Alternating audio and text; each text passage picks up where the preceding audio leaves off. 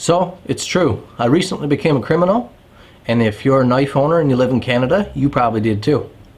So someone named T. LaPlante, named in the article, Canadian citizen. I'll assume it's a guy for now, for no particular reason, just for naming purposes to make it easier. So LaPlante ordered his box of knives, 5 Skylines from the US. As they passed through customs, they had a look at them and said, nope, you're not getting your knives, they're illegal. That's a whole nother story. It's just ridiculous that they're able to do that. But LaPlante sent in an appeal saying, listen, my knives are completely legal. So I'm just going to have a look here. Got my notes stating what the law was at that time for Canada. This law alone is pretty ridiculous, okay? So this was the original knife law. Anything that falls under this category I'm about to read is prohibited in Canada, a prohibited weapon, okay? A knife that has a blade that opens automatically by gravity or centrifugal force or by hand pressure applied to a button, spring, or other device in or attached to the handle of the knife. So basically that would mean any autos, any knives with a detent removed that no manipulation required, you could just flick them open, or something like a butterfly knife, right? There's nothing holding that blade in except for maybe a button. So autos were always legal here in Canada, so were butterfly knives, but that was basically the extent of it. As you know, the Kershaw Skyline has a very strong detent. There is no way you are going to open this knife. But they made it illegal, and through some testing, this is the new law requirement they stated. So a knife that has a blade opening by centrifugal force, when the blade is released by the handle into the fully ejected lock position with a simple and brisk outwardly flick of the wrist. So that's basically the same as it was before. Notice this doesn't fall under that category. No flick of the wrist or anything like that is going to open this knife. And they added this little goodie here. It includes knives that require some preliminary or simultaneous minimal manipulation of either a flipper or other non-edged parts of the blade. Now, first of all, that is the most vague, open-ended, stupid sentence I've heard. Other non-edged parts of the blade. So let's see, any knife that can be opened by centrifugal force or using a flipper or non-edged parts of the blade. So let's see, so my Skyline has a flipper. You can flip that open. There's no way it can be moved, but you add in manipulating a non-edged part of the blade. Prohibited weapon. What about this Spyderco Tenacious? Pretty basic knife, just has your standard knife that opens with a spidey hole here, but I can, with some skill, flip my Spyderco open. According to these laws, now prohibited weapon because I'm able to do that.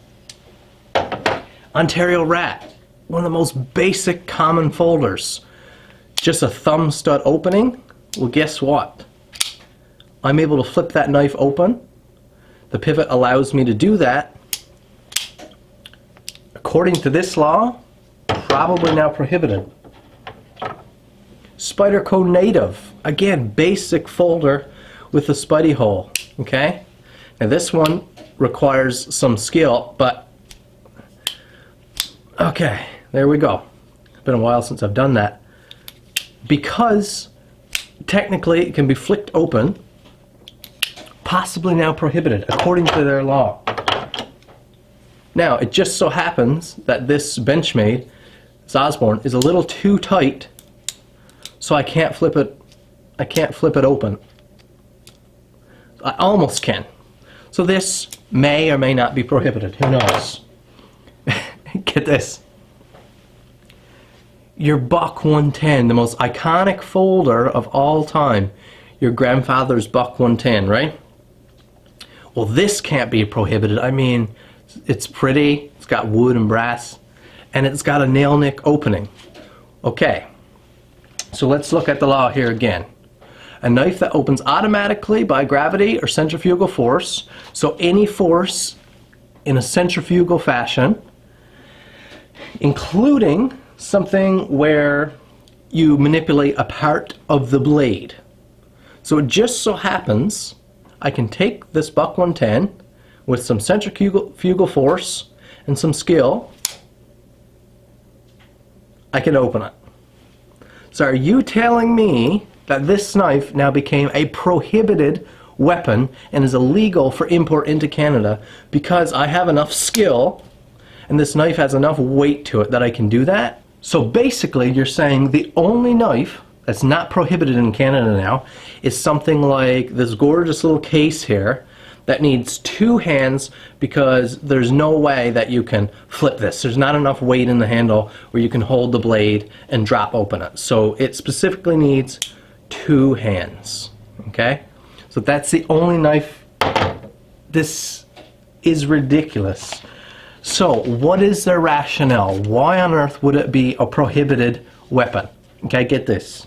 Is to make knives illegal that can be carried or held concealed in the hand and automatically opened by centrifugal force, thereby making the knife available for use as a weapon.